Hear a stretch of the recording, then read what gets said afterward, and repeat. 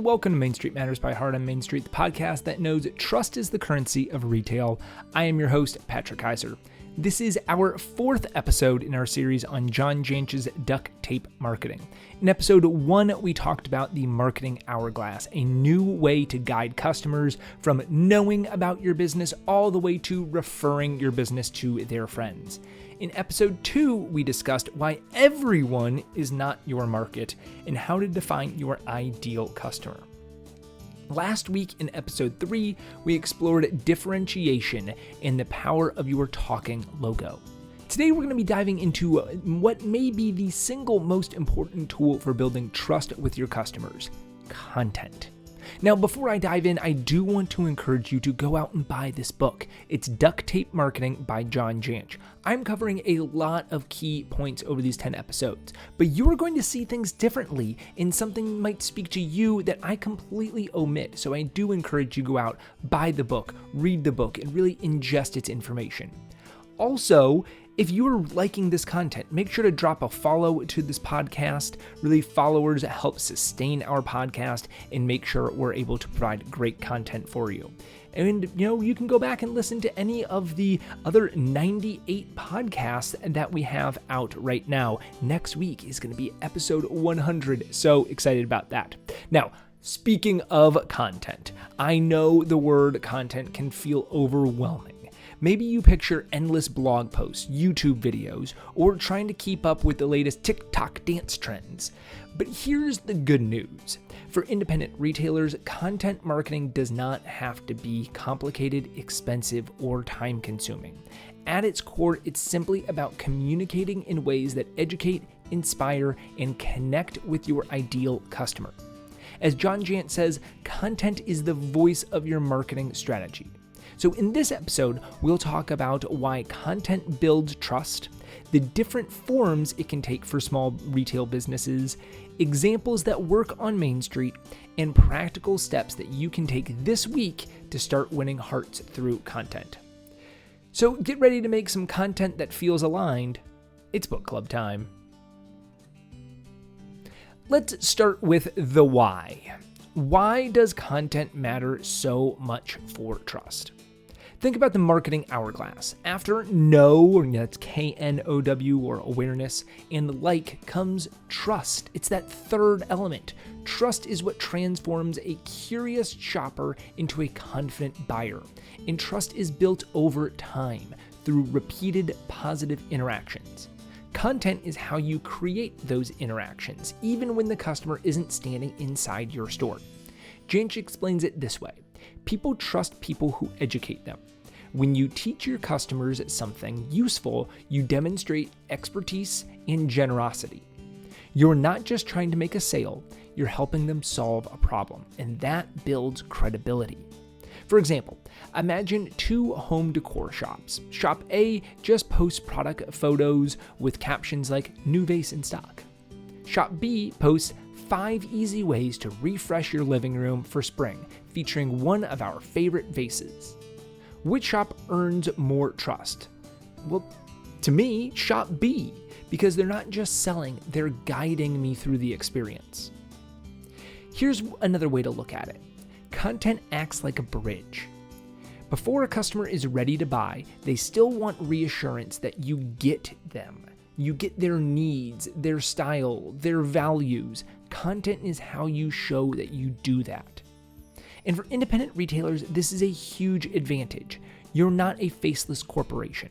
You can speak in personal, authentic voices. You can share your story. You can highlight local artisans, celebrate community events, or show behind-the-scenes glimpses of your staff. That kind of content resonates deeply with customers because it is real. In fact, trust comes less from polished perfection and more from consistent authenticity. Jantsch says consistency builds trust more than cleverness. So the question isn't, should I do content? The question is, what kind of content builds the most trust with my ideal customers? Now that we've established why content builds trust, let's look at the type of content that makes sense for Main Street retailers like you. You don't have to do everything. You just need a handful of formats that you can sustain consistently. So here are 7 different types of content to consider. 1. Educational content. Teach customers something related to your products. A kitchen shop might share recipes. A bookshop might post 3 summer beach read lists. A toy store could create how to pick the right STEM toy by age. Doing things like this positions you as an expert and helps solve real problems. Remember, that's what customers want. They want to have their problems solved. Content idea number 2, storytelling content. Share your story, your staff stories, or your vendors' stories. Tell the origin of your store. People like this. They want to know why you got into running a business yourself. You can highlight an employee of the month. People, again, want to know and want to be familiar with the faces when they walk into a store and have them not just be a random person, but someone that they can connect to.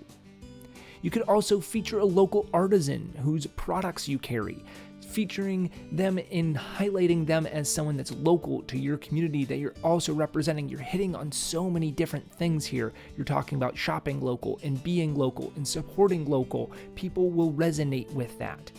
That will be electric for them. Stories create emotional connections, and you want that story to be a part of what you're telling. People will be a part of the story themselves as you start to tell it. Content idea number 3 is behind the scenes content. Customers love peeking behind the curtain.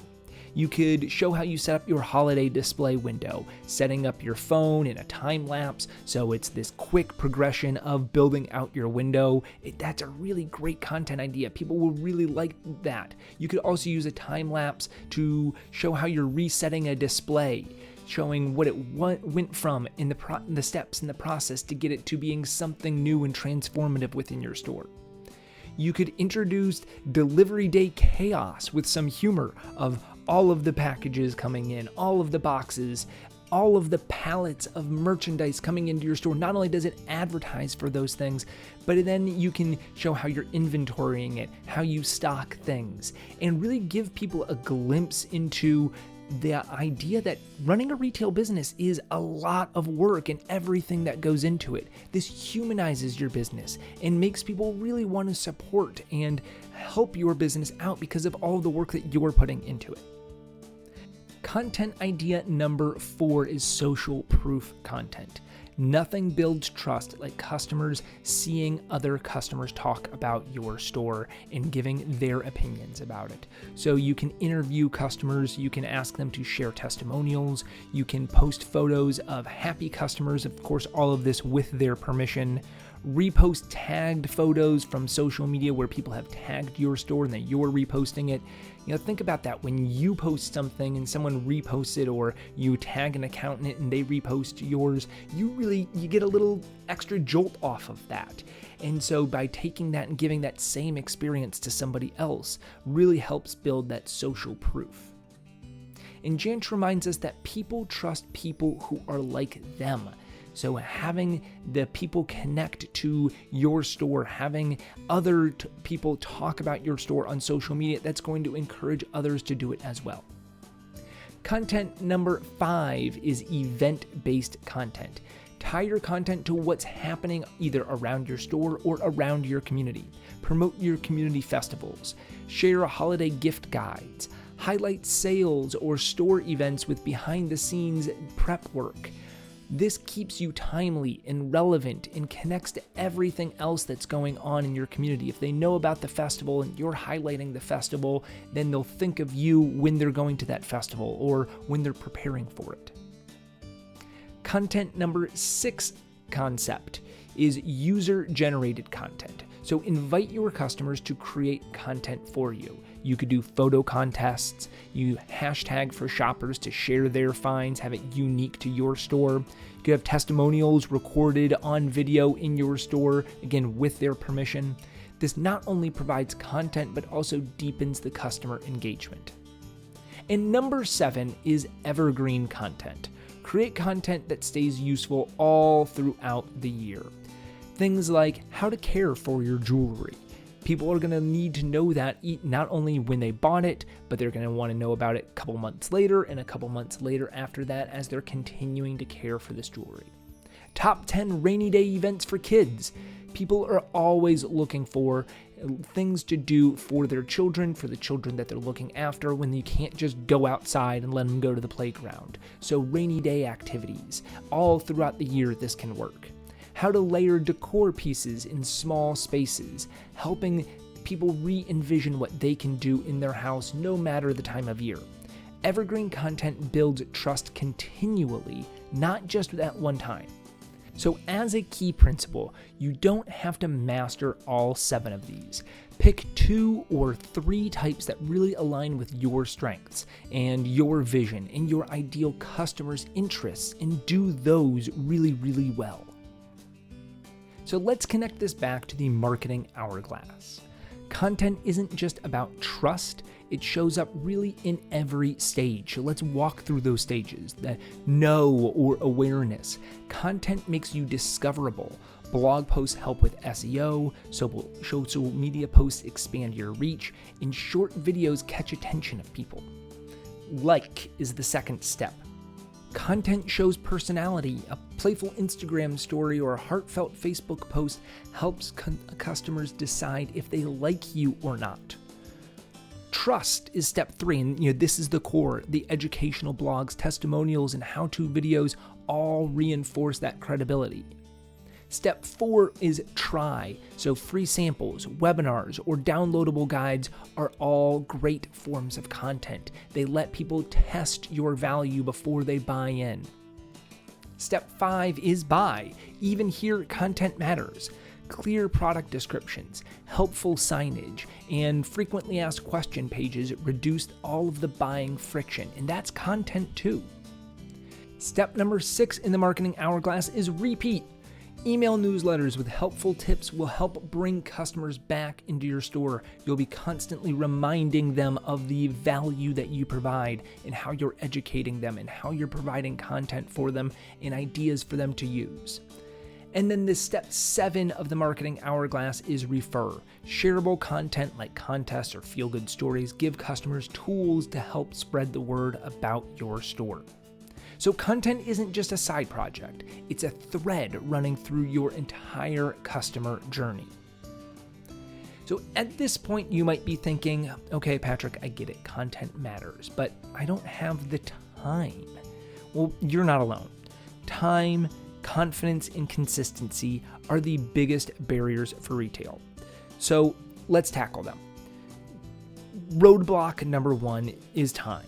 A solution for this is to repurpose things. One blog post can become 3 social media posts, can become a short video and a newsletter blurb. So don't reinvent something every single time you need content.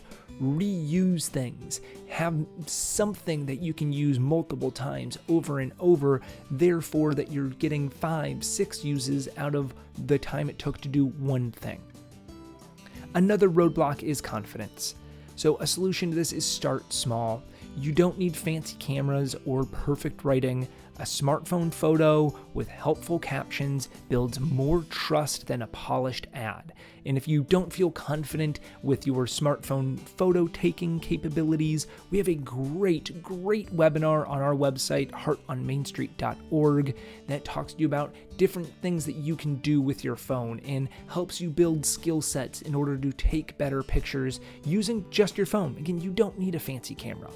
And I promise you, as a person who hated going on camera and hated going in front of their phone and recording things, the more that you do it, the more confidence that you build, the better you're going to be at it the 100th time than you are the first time.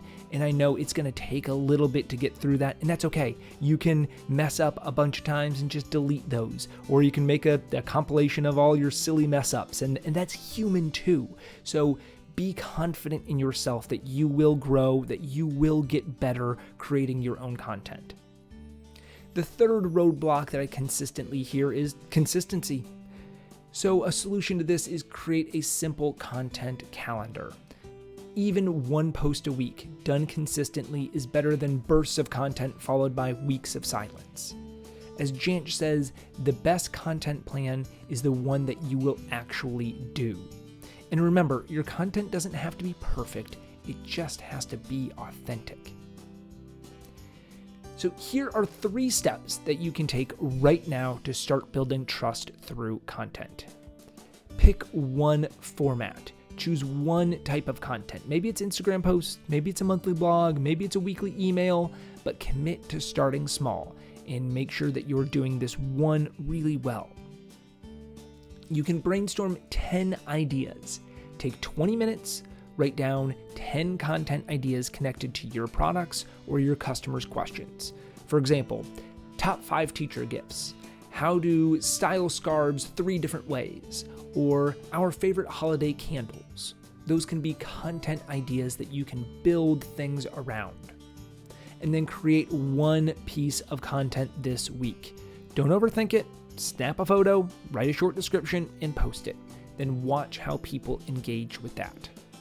Remember, trust isn't built into one post. It's built over time. But the sooner you start, the sooner that trust grows. So that first picture or that first video that you post might not get the engagement that you dreamed of, and that's okay. Stick with it. It's that consistency that matters. So that's it for episode 4 of our Duct Tape Marketing series. Today we explored why content is the currency of trust, the types of content that work best for independent retailers, and how to overcome roadblocks that keep so many shop owners from even getting started. Next week, we're going to shift our episode 5 to your digital storefront. We'll talk about building a total online presence, how your website, social media, and online reviews all connect back to the Marketing Hourglass. So if today's episode sparked an idea, share it with another retailer who could use the encouragement. And if you're listening on Apple Podcast or Spotify, please leave a quick review. It helps us reach more Main Street businesses who need this kind of support.